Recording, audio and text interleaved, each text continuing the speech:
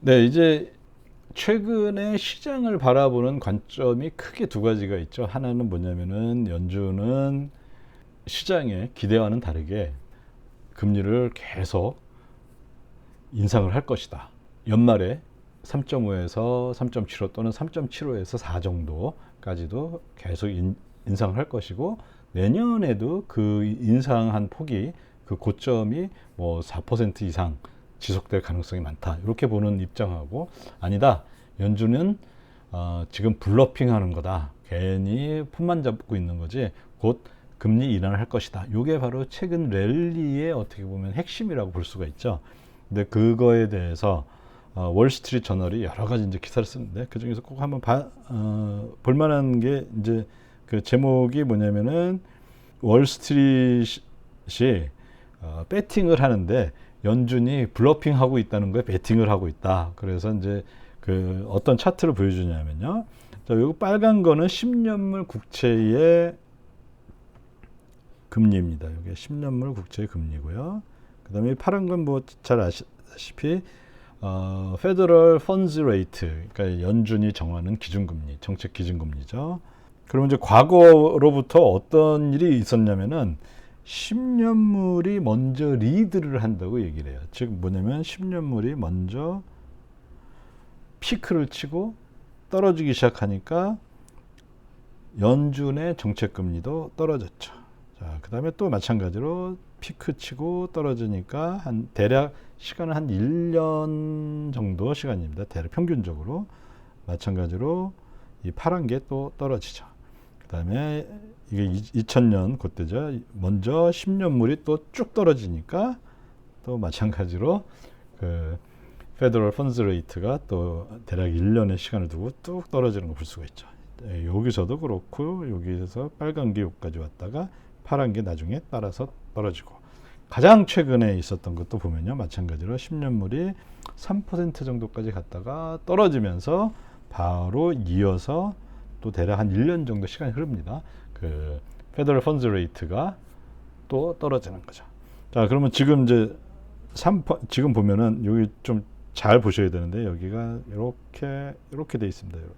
여기 한 3% 이제 딱 넘고 10년물이 3%에서 지금 떨어지기 시작하고 있고, 현재 페더럴 펀드 레이트는 계속 이제 뭐 연준이 올리고 있으니까요.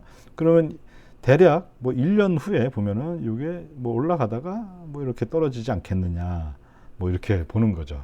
연준이 블러핑하고 있다라고 믿는 세력들은 그거 이렇게 본다는 거죠. 근데 이게 그러면 이제 두 가지가 있는 거죠. This time will be different.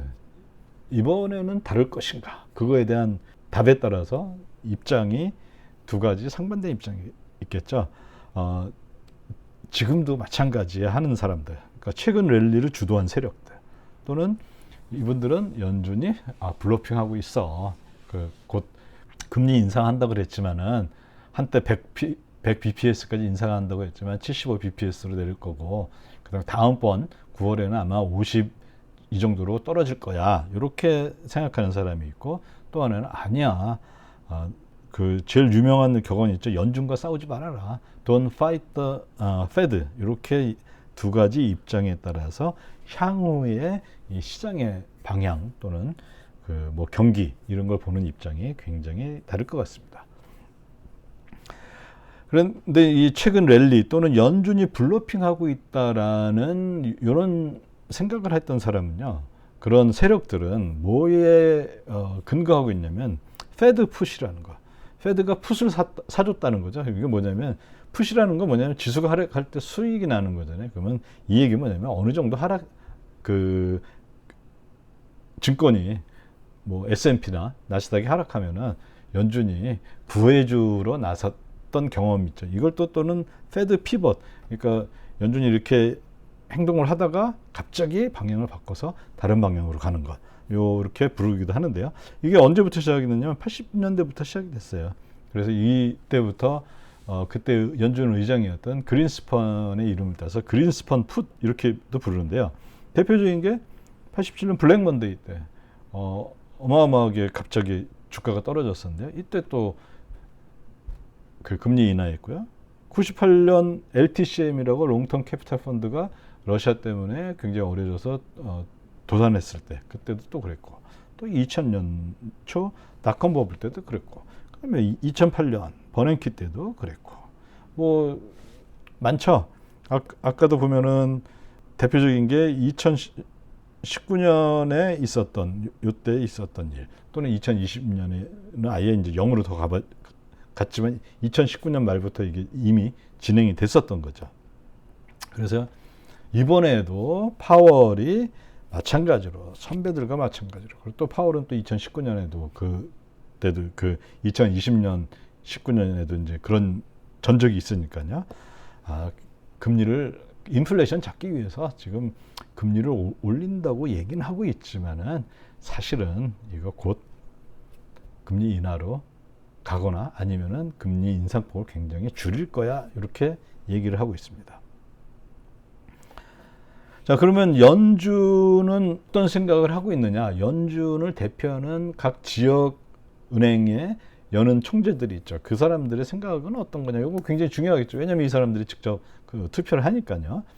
자, 세인트 루이스 여는 총재 블라드란 분은 75bps를 얘기하고 있습니다. 요거는 이제 앞으로 9월 20일에서 21일에 있을 FOMC에서 그 금리 인상폭을 얘기합니다.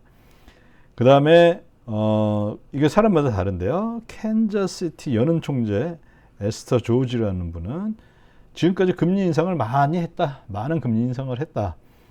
그런데 이 얘기 뭐냐면 금리 인상을 이제 좀 속도를 늦춰도 된다는 얘기죠. 좀 다른 얘기를 한 거예요. 이게 두 분 다 8월 19일에 전혀 다른 상반된 얘기를 했습니다. 물론 단서는 달랐어요. 어떤 거냐면 인플레이션이 하락한다는 것에 대해서 완전한 확신 전까지는 물론 인상을 해야 된다. 그런데 그렇지만 현재까지 금리 인상을 많이 했다라는 표현을 함으로써 굉장히 그 블러드하고는 다른 입장을 한 거죠. 그 다음에 샌프란시스코 여는 총재는 메리 델리라는 분은 9월에 50에서 75bps, 이 블러드하고 굉장히 좀 비슷한 의견이죠. 그 다음에 미니애폴리스 여는 총장은 닐 카시칼이라는 분인데, 이분은 연준의 지역은행 여는 총재 중에서 가장 허키시하신 분인데요. 지금은 그 very high inflation도 아니고 very very라고 두 번이나 썼습니다. 그래서 이분은 어떤 입장이냐면, 설령 경기 침체 위험이 나온다 하더라도 인플레이션은 무조건 잡아야 된다. 이렇게 보면은 이제 전체 연준의 입장을 보면은 현재까지 이제 이런 입장을 발표하신 분 중에서는 아직은 인플레이션 잡기 위해서 금리 인상을 계속해야 된다 쪽이 아직은 많이 있는 것 같습니다.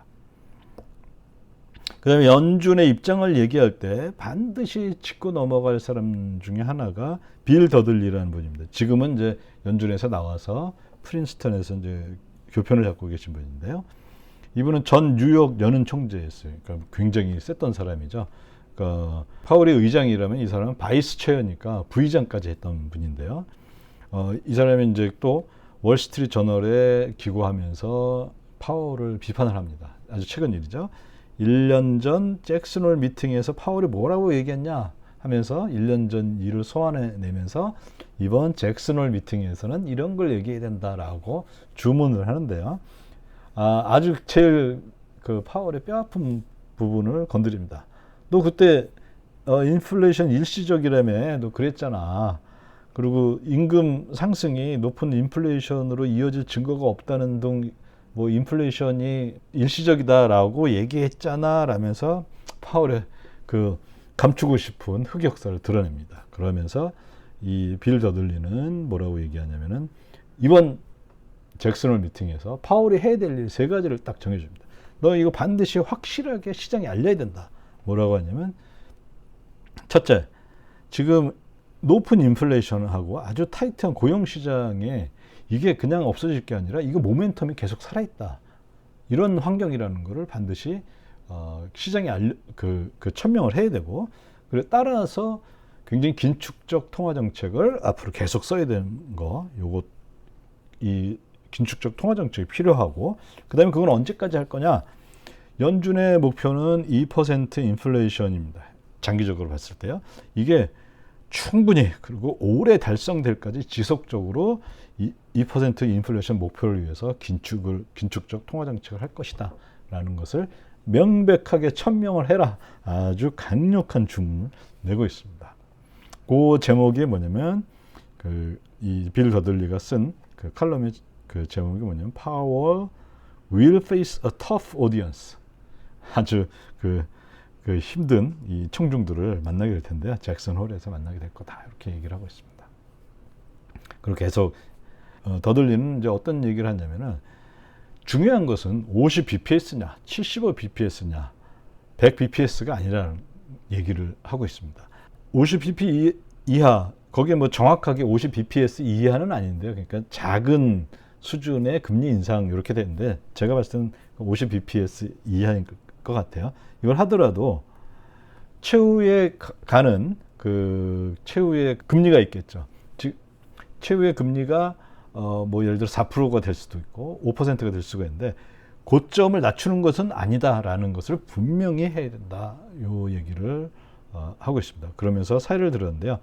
2004년에서 2008년에 보면은 대략 1%에서 한 5.25%까지 이렇게 올라왔죠. 근데 보면은 어떻습니까? 아주 꾸준하게 올라갔죠. 이 얘기는 뭐냐면 매번 0.25% 또는 25 bps씩 계속 꾸준히 올렸다는 거예요. 17번 연속 계속 25 bps로 금리를 인상한 경험이 있다는 것을 상기시켜 줍니다. 그래서 이 더들리가 하는 얘기는 뭐냐면, 금리 인상의 속도하고 뭐 70을 하냐 50을 하냐 또 심지어 100으로 하냐, 이거가 중요한 게 아니라 내가 또는 연준이 향후에 목표로 하고 있는 피크 금리는 얼마냐라는 거. 더들리는 대략 한 4% 정도까지 얘기를 합니다. 이게 중요하다는 거죠. 이게 얼마냐. 뭐 나중에 또 기회가 있으면 제가 말씀드릴 텐데, 졸탄 포자 같은 사람은 5%에서 6%까지도 얘기해요. 근데 뭐 더들리도 이제 굉장히 매파적인 분인데, 어쨌든 최후의 금리하고 거기까지 가는 데 있어서 뭐 100을 할 수도 있고 얼마를 할 수도 있겠지만은, 중요한 건 뭐냐면 최후 금리를 훼손시켜서는 안 된다는 거죠. 이게 딱 봐가지고 이제는 곧 금리 인하할 것 같아요, 또는 금리 인하 이제 중지할 것 같아요, 이런 말이 중요한 게 아니라 최후의 출구점, 최후의 금리, 피크 금리가 얼마인지 이거를 정확히 하는 게 더 중요하다, 이런 얘기를 합니다. 그 이유는 뭐냐면은, 우리가 기억하는 연준 의장 중에서 70년대, 80년대 초반에 볼커가 어마어마하게 금리를 인상해서 인플레이션을 잡은 걸 우리가 기억하고 있는데요. 볼커 이전에 아서 번즈라는 사람이 있었는데, 아서 번즈처럼 우물쭈물하다가 결국엔 볼커처럼 극단적인 금리 인상을 통해서, 그때는 미국 경제에 뭐 중소기업들 정말 박살이 나다시피 했었는데요. 그런 것을 피하려면은 아서 번즈처럼 우물쭈물하다가 무슨 차 피하려다가 뭐 무슨 차 부딪히는 그런 우를 범하지 말고 정확하게 출구 전략을 정확하게 설정하라, 또 정확하게 천명을 해라, 이거를 주문하는 것 같습니다. 네, 이렇게 7월에 FOMC가 있었고, 나머지는 다음 FOMC는 9월 20일경, 앞으로 대략 한 달 정도 남아 있는데요. 그 사이에 또 굉장히 중요한 게 이번 주에 있을 잭슨홀 미팅인데, 여기서 26일 파월이 이제 연설을 하게 됩니다. 그러면은 뭐 전 세계의 경제학자들, 또 전 세계 중앙은행장, 그다음에 또 여러 애널리스트들이 어마어마한 관심을 갖고 보게 되는데요. 과연 빌 더들리의 입장이 어느 정도 먹히는지, 또는 파월은 또 어떤 생각을 하고 있는지, 이번 주 파월의 그 연설이 굉장히 중요해질 것 같습니다. 그래서 미리 한번 그걸 준비하는 어떤 것들을 우리가 주시해서 봐야 될지, 그런 차원에서 이번 영상을 만들어 봤습니다. 네, 여기까지 들어주셔서 대단히 감사합니다.